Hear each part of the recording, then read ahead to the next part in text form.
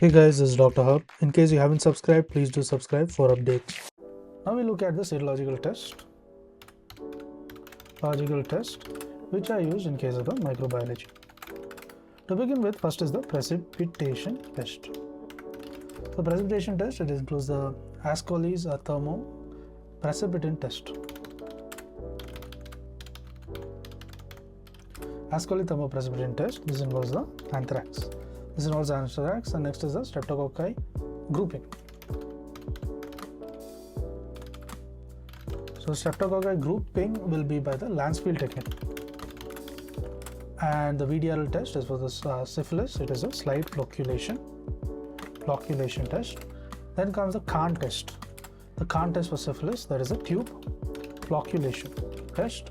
Then the elect gel is a elect gel precipitation. And this is for the Clostridium diphtheria. Now let's look at the agglutination test. Agglutination test, it involves the viral test. That is nothing but the typhoid. Now moving on to there is agglutination, this viral test. There's 2W viral test for typhoid. Wheal-Felix is for the typhus. There is a Wheal-Felix. Then the Streptococcus Mg agglutination test. This was the mycoplasma pneumoniae. And the Paul-Bunel test is also present. This is for infectious mononucleosis. There is Coombs test, the Rose-Waller test, as well as the rheumatoid arthritis. Next is the microscopic agglutination test. There is the leptospirosis. There is also the anti-streptolysin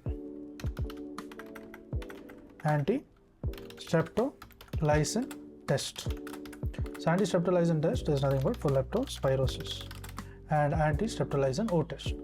Now we also have the complement fixation test. Complement fixation test has the Wassermann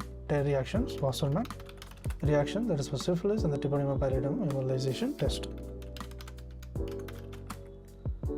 Then comes the neutralization test. Neutralization includes the Schick test for the diphtheria, and the anti-streptolysin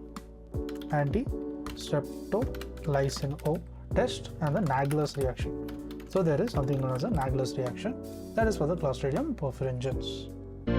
To learn and grow daily like this, please do subscribe.